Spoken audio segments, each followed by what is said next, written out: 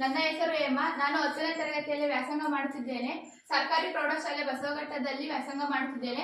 ನಾನು ಇವತ್ತು ಅಲಂಕಾರಗಳಲ್ಲಿ ಒಂದಾದ ಉಪಮಾಲಂಕಾರವನ್ನು ನಿಮಗೆ ಬೋಧಿಸಲು ಬಂದಿದ್ದೇನೆ.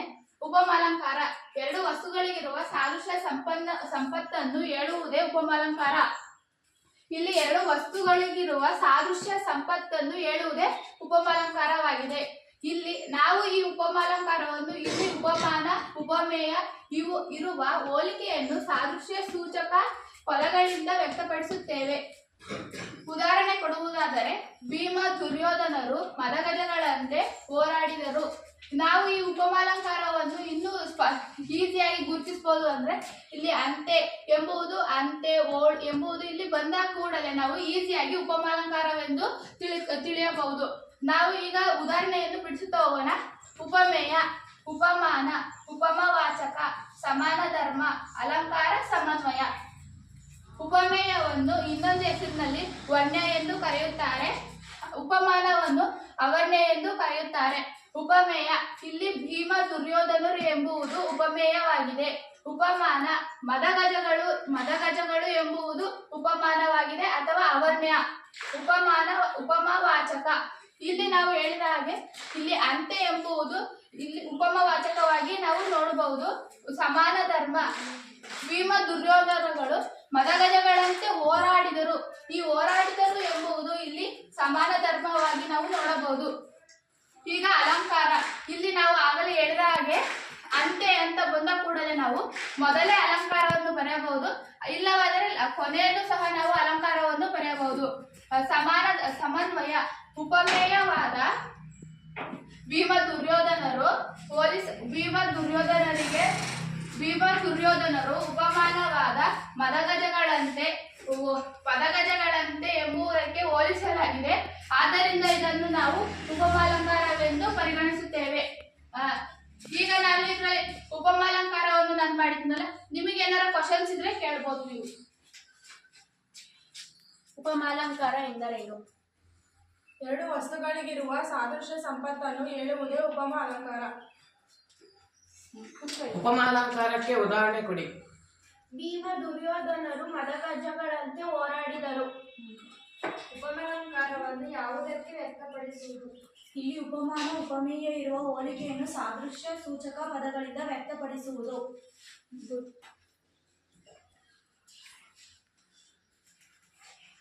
ಈಗ ಉಪಮಾಲಂಕಾರಕ್ಕೆ ಉದಾಹರಣೆ ಯಾರ್ಯಾರು ಕೊಡ್ತೀರಾ? ಹೇಳಿ ಸರ್. ಸೀತೆಯ ಮುಖ ಕಮಲದಂತೆ ಅರಳಿತು. ಗುಂಡು ಸುರಿದಾವು ಸಿಡಿಲು ಸಿಡಿದಾಗ. ಗುಡ್. ನೀಚರಿಗೆ ಮಾಡಿದ ಉಪಕಾರವು ಹಾವಿಗೆ ಹಾಲಿರದಂತೆ. ಪೂರ್ವದಿಕ್ಕಿನಲ್ಲಿ ಮೂಡಿದ ಸೂರ್ಯನು ಮುತ್ತೈದನೆಯ ಕುಂಕುಮದಿಂದ ಶೋಭಿಸಿದನು. ಮರವೇರಿದ ಮರ್ಕಟನಂತೆ. ರಾಮ ಲಕ್ಷ್ಮಣರು ಅಶ್ವನಿ ದೇವತೆಗಳಂತೆ ಶೋಭಿಸಿದರು.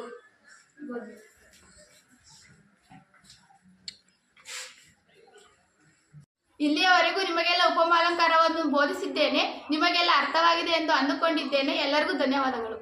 ನನ್ನ ಹೆಸರು ಬಾಂಧವ್ಯ. 10ನೇ ತರಗತಿಯಲ್ಲಿ ಸರ್ಕಾರಿ ಪ್ರೌಢಶಾಲೆ ಬಸವಘಟ್ಟದ ವ್ಯಾಸಂಗ ಮಾಡುತ್ತಿದ್ದೇನೆ. ಅಲಂಕಾರದಲ್ಲಿ ಪ್ರಮುಖವಾದ ರೂಪಕಲಂಕಾರವನ್ನು ನಿಮಗೆ ಬೋಧಿಸಲು ಬಂದಿದ್ದೇನೆ. ರೂಪಕಲಂಕಾರ ಉಪಮೇಯ ಉಪಮಾನಗಳಲ್ಲಿ ಒಂದು ಇನ್ನೊಂದರಂತೆ ಇದೆ ಎಂದು ಹೇಳದೆ ಅವೆರಡರೂ ಒಂದೇ ಎಂದು ಅಭೇದವಾಗಿ ಕಲ್ಪನೆ ಮಾಡುವುದಕ್ಕೆ ರೂಪಕಲಂಕಾರ ಎನ್ನುತ್ತೇವೆ. ಉಪಮಾಲಂಕಾರದಲ್ಲಿ ಒಂದು ಇನ್ನೊಂದಕ್ಕೆ ಹೋಲಿಸುತ್ತೇವೆ. ರೂಪಕಲಂಕಾರದಲ್ಲಿ ಎರಡೂ ಒಂದೇ ಎಂದು ಹೇಳುತ್ತೇವೆ. ಉದಾಹರಣೆ ಕೊಡುವುದಾದರೆ, ಸೀತೆಯ ಮುಖ ಕಮಲ. ಉಪಮೇಯವನ್ನು ವರ್ಣ ಎಂದು ಹೇಳುತ್ತೇವೆ, ಉಪಮಾನವನ್ನು ಅವರ್ಣ್ಯವೆಂದು ಹೇಳುತ್ತೇವೆ. ಸಮನ್ವಯ, ಉಪಮೇಯವನ್ನು ಸೀತೆಯ ಮುಖ ಎಂಬುದು, ಉಪಮಾನ ಎಂಬುದು ಕಮಲ, ಇವೆರಡು ಒಂದೇ ಎಂದು ಹೇಳುತ್ತೇವೆ.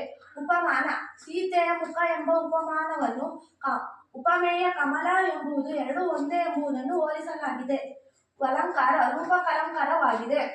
ನಾನು ಮಾಡಿರುವುದು ಅರ್ಥವಾಗಿದೆ ಅಂದುಕೊಂಡಿದ್ದೇನೆ. ನಿಮ್ಮಲ್ಲೇ ಪ್ರಶ್ನೆಯನ್ನು ಕೇಳಿ ನಿಮ್ಮಲ್ಲೇ ಉತ್ತರವನ್ನು ಹೇಳಿಸುತ್ತೇನೆ. ರೂಪಕಲಂಕಾರ ಎಂದರೇನು? ಉಪಮಾನ ಉಪಮೇಯಗಳಲ್ಲಿ ಒಂದು ಇನ್ನೊಂದರಂತೆ ಇದೆ ಎಂದು ಹೇಳದೆ ಅವೆರಡು ಒಂದೇ ಎಂದು ಅಭೇದವಾಗಿ ಕಲ್ಪಿಸುವುದೇ ರೂಪಕಲಂಕಾರ ಎನ್ನುತ್ತೇವೆ. ರೂಪಕಲಂಕಾರಕ್ಕೆ ಉದಾಹರಣೆ ಕೊಡಿ. ನನ್ನ ಧೈರ್ಯದ ಭೂಮಿ ಕಾಲಡಿಯೇ ಕುಸಿಯುತ್ತಿದೆ. ಮಾರಿಗೋತಡವಾಯಿತು ನಾಳಿನ ಭಾರತವು. ಅಳ್ಳಿರಿಯುತ್ತಿಪ್ಪ ಎಂಬ ಒಡಲ ಬೇಗೆಯ ಬೆಂಕಿಯುರಿ ನಿನ್ನ ನರಿಯದೆ ಪೇಳು ವಿಶ್ವಾಮಿತ್ರ. ಶಾನುಭೋಗರ ವದನಾರವಿಂದದಲ್ಲಿ ಮುಗುಳುನಗೆ ಮೂಡಿತು. ನಿನ್ನ ಕರುಣೆಯನ್ನು ಕಡೆಗೋಲಿಟ್ಟು ಮತಿಸಿಯೇ ಏಕೆ?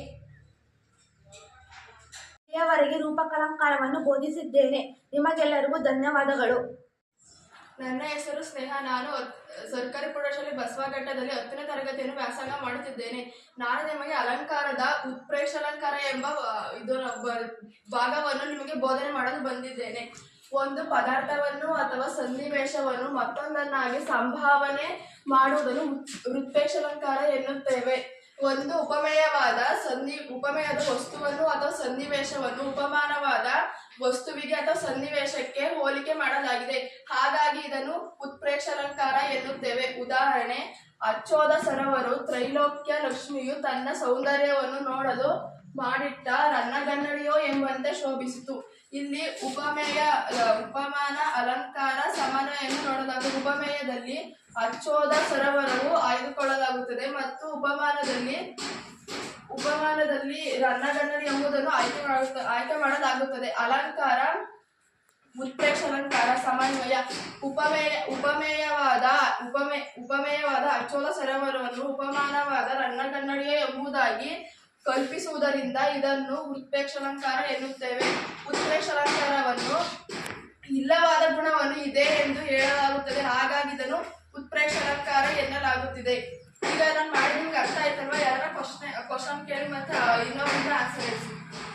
ಉತ್ಪ್ರೇಕ್ಷಾಲಂಕಾರ ಎಂದರೇನು? ಒಂದು ಪದಾರ್ಥವನ್ನು ಅಥವಾ ಸನ್ನಿವೇಶದ ಮತ್ತೊಂದನ್ನಾಗಿ ಸಂಭಾವನೆ ಮಾಡುವುದನ್ನು ಉತ್ಪ್ರೇಕ್ಷಾಲಂಕಾರ ಎನ್ನುವರು. ಉತ್ಪ್ರೇಕ್ಷಾಲಂಕಾರ ಉದಾಹರಣೆ ಕೊಡಿ. ಸೀತೆ ಎಂಬ ಕಮಲವೋ ಎಂಬಂತೆ ಅರಳಿತು. ಇಲ್ಲಿಯವರೆಗೆ ಉತ್ಪ್ರೇಕ್ಷಾಲಂಕಾರವನ್ನು ಪರಿಚಯಿಸಿದ್ದೇನೆ. ಧನ್ಯವಾದಗಳು. ನನ್ನ ಹೆಸರು ಪೃಥ್ವಿ. ನಾನು 10ನೇ ತರಗತಿಯಲ್ಲಿ ಬಸವಘಟ್ಟ ಸರ್ಕಾರಿ ಪ್ರೌಢಶಾಲೆಯಲ್ಲಿ ವ್ಯಾಸಂಗ ಮಾಡುತ್ತಿದ್ದೇನೆ. ಈ ದಿನದಂದು ನಾನು ದೃಷ್ಟಾಂತಾಲಂಕಾರವನ್ನು ಬೋಧಿಸಲು ಬಂದಿದ್ದೇನೆ. ದೃಷ್ಟಾಂತಾಲಂಕಾರ ಎಂದರೆ ಎರಡು ಬೇರೆ ಬೇರೆ ವಾಕ್ಯಗಳು ಅರ್ಥ ಸಾದೃಶ್ಯದಿಂದ ಒಂದಕ್ಕೊಂದು ಬಿಂಬ ಪ್ರತಿಬಿಂಬ ಭಾವದಂತೆ ತೋರುತ್ತಿದ್ದರೆ ಅದು ದೃಷ್ಟಾಂತಾಲಂಕಾರ ಎನ್ನುವರು. ಎರಡು ವಾಕ್ಯಗಳು ಅರ್ಥ ಸಾದೃಶ್ಯದಿಂದ ಒಂದಕ್ಕೊಂದು ಬಿಂಬ ಮತ್ತು ಪ್ರತಿಬಿಂಬ ಭಾವದಂತೆ ತೋರುತ್ತಿದ್ದರೆ ಅದು ದೃಷ್ಟಾಂತಾಲಂಕಾರ ಎನ್ನುವರು. ಉದಾಹರಣೆ ಕೊಡೋದಾದರೆ, ಮಾತು ಬಲ್ಲವನಿಗೆ ಜಗಳವಿಲ್ಲ, ಊಟ ಬಲ್ಲವನಿಗೆ ರೋಗವಿಲ್ಲ. ಉಪಮೇಯ ಮಾತು ಬಲ್ಲವನಿಗೆ ಜಗಳವಿಲ್ಲ ಎಂಬುದು ಬರುತ್ತದೆ. ಮತ್ತು ಉಪಮಾನ ಊಟ ಬಲ್ಲವನಿಗೆ ರೋಗವಿಲ್ಲ. ಸಮನ್ವಯಕ್ಕೆ ಬಂದರೆ ಮಾತಿನ ಮಹತ್ವ ತಿಳಿದವನು ಜಗಳ ಮಾಡಬೇಕಾದ ಪ್ರಮೇಯವಿಲ್ಲ. ಊಟ ಮರ್ಮ ಅರಿತವನು ರೋಗದ ಭಯವಿಲ್ಲ ಎಂಬ ಅರ್ಥ ಈ ಎರಡೂ ಹೇಳಿಕೆಗಳಿಂದ ತಿಳಿದು ಬರುತ್ತದೆ. ಇಲ್ಲಿ ಒಂದು ಹೇಳಿಕೆ ಮತ್ತೊಂದು ಹೇಳಿಕೆಯಲ್ಲಿ ಬಿಂಬ ಪ್ರತಿಬಿಂಬ ಭಾವನೆಗಳನ್ನು ವ್ಯಕ್ತವಾಗಿದೆ. ಆದುದರಿಂದ ಇದನ್ನು ದೃಷ್ಟಾಂತಾಲಂಕಾರ ಎಂದು ಕರೆಯುವರು. ದೃಷ್ಟಾಂತಾಲಂಕಾರ ಎಂದು ಕರೆಯುವರು. ಇದನ್ನ ಇದು ಮಾಡ್ತಿದ್ದೇನಲ್ಲ, ಎಲ್ಲರಿಗೂ ಅರ್ಥವಾಗಿದೆ ಎಂದು ತಿಳಿಯುತ್ತೇನೆ. ಈಗ ನಿಮ್ಮಲ್ಲೇ ನೀವು ಪ್ರಶ್ನೆ ಕೇಳ್ಕೊಂಡು ನೀವೇ ಉತ್ತರವನ್ನು ಹೇಳಿರಿ. ಎರಡು ಬೇರೆ ಬೇರೆ ವಾಕ್ಯಗಳು ಅರ್ಥ ಸಾದೃಶ್ಯದಿಂದ ಒಂದಕ್ಕೊಂದು ಬಿಂಬ ಪ್ರತಿಬಿಂಬ ಭಾವದಂತೆ ತೋರುತ್ತಿದ್ದರೆ ಅದನ್ನು ದೃಷ್ಟಾಂತಾಲಂಕಾರ ಎನ್ನುವರು. ದೃಷ್ಟಾಂತಾಲಂಕಾರಕ್ಕೆ ಉದಾಹರಣೆ ಕೊಡಿ. ಮಾತು ಬಲ್ಲವನಿಗೆ ಜಗಳವಿಲ್ಲ, ಊಟ ಬಲ್ಲವನಿಗೆ ರೋಗವಿಲ್ಲ. ಮಾತು ಮನೆ ಕೀಳಿಸಿತು, ತೂತು ಒಲೆ ಕೀಳಿಸಿತು. ಕವಿಯು ಕಾಶಕ್ಕೆ ಭೂಷಣಂ, ಕುವಾರಂ ವಂಶಕ್ಕೆ ಭೂಷಣಂ. ಮಾತು ಆಡಿದರೆ ಹೋಯಿತು, ಮುತ್ತು ಹೊಡೆದರೆ ಹೋಯಿತು. ಅಡಿಕೆಗೆ ಹೋದ ಮಾನ ಆನೆ ಕೊಟ್ಟರು ಬಾರದು. Very good. ಇಲ್ಲಿಯವರೆಗೆ ದೃಷ್ಟಾಂತಾಲಂಕಾರವನ್ನು ಪರಿಚಯಿಸಿದ್ದೇನೆ. ಧನ್ಯವಾದಗಳು. ನನ್ನ ಹೆಸರು ತನುಶ್ರೀ. 10ನೇ ತರಗತಿ ಸರ್ಕಾರಿ ಪ್ರೌಢಶಾಲೆ ಬಸವಘಟ್ಟದಲ್ಲಿ ವ್ಯಾಸಂಗ ಮಾಡುತ್ತಿದ್ದೇನೆ. ಅಲಂಕಾರದಲ್ಲಿ ಒಂದಾದಂತಹ ಶ್ಲೇಷಾಲಂಕಾರವನ್ನು ನಾನು ಬೋಧಿಸಲು ಬಂದಿದ್ದೇನೆ. ಒಂದು ಪದವು ಒಂದಕ್ಕಿಂತ ಹೆಚ್ಚು ಅರ್ಥ ಕೊಡುವಂತಿದ್ದರೆ ಅಂತಹ ಪದಕ್ಕೆ ಶ್ಲೇಷ ಪದ ಎಂದು ಹೆಸರು. ಇಂತಹ ಶ್ಲೇಷಾರ್ಥಗಳು ನೀಡಬಲ್ಲ ಪದಗಳಿರುವ ಅಲಂಕಾರವನ್ನು ಶ್ಲೇಷಾಲಂಕಾರ ಎಂದು ಕರೆಯುತ್ತಾರೆ. ಉದಾಹರಣೆ: ಅತಿಶಯ ಪದಾರ್ಥ ನಿಖರ, ಪ್ರತೀತಿಯಂ ಪಡೆವ ಪಾದ ವಿನ್ಯಾಸಂಭು, ನುತಮಾಗದಲ್ ನೆಲ್ತಿರ್ದೋ, ಶತೆಯಿಂದಲ್ಲದೆ ಸಮಂತು ಕವಿಗಂ ರವಿಗಂ. ಇಲ್ಲಿ ಕವಿ ಮತ್ತು ರವಿ ಎಂಬ ಪದಗಳು ಒಂದೇ ವಾಕ್ಯದಿಂದ ವರ್ಣಿತರಾಗಿದ್ದಾರೆ. ಈ ವರ್ಣನೆಯಲ್ಲಿ ಪದಾರ್ಥ ಮತ್ತೆ ಪಾದ ಮತ್ತೆ ನಿರ್ದೋಷತೆ ಎಂಬ ಪದಗಳು ಶ್ಲೇಷಾರ್ಥದಿಂದ ಕೂಡಿವೆ. ಇಲ್ಲಿ ಪದ ಮತ್ತೆ ಕವಿಯ ಪರವಾಗಿ ಮತ್ತು ರವಿಯ ಪರವಾಗಿ ಎಂಬುದನ್ನು ಪದಾರ್ಥ ಎಂಬುದಕ್ಕೆ ಕವಿಯ ಪರವಾಗಿ ಪದದ ಅರ್ಥ ಎಂದು ಹೇಳುತ್ತಾರೆ. ರವಿಯ ಪರವಾಗಿ ವಸ್ತು ಎಂದು ಹೇಳುತ್ತಾರೆ. ಪಾದವನ್ನು ಕವಿಯ ಪರವಾಗಿ ಪದ್ಯದ ಸಾಲು ಎಂದು ಹೇಳುತ್ತಾರೆ. ರವಿಯ ಪರವಾಗಿ ಕಿರಣ ಎಂದು ಹೇಳುತ್ತಾರೆ. ನಿರ್ದೋಷತೆ ಎಂಬುದನ್ನು ಕವಿಯ ಪರವಾಗಿ ದೋಷವಿಲ್ಲದಿರುವಿಕೆ ಎಂದು ಹೇಳುತ್ತಾರೆ. ರವಿಯ ಪರವಾಗಿ ಕತ್ತಲಿಲ್ಲದಿರುವಿಕೆ ಎಂದು ಹೇಳುತ್ತಾರೆ ಅಥವಾ ಹಗಲು ಎಂದು ಹೇಳುತ್ತಾರೆ. ಈಗ ನಾನು ಶ್ಲೇಷ ಅಲಂಕಾರವನ್ನು ಬೋಧಿಸಿದ್ದೇನೆ. ನಿಮಗೆ ಯಾವುದೇ ಪ್ರಶ್ನೆಗಳಿದ್ದರೆ ಕೇಳಬಹುದು.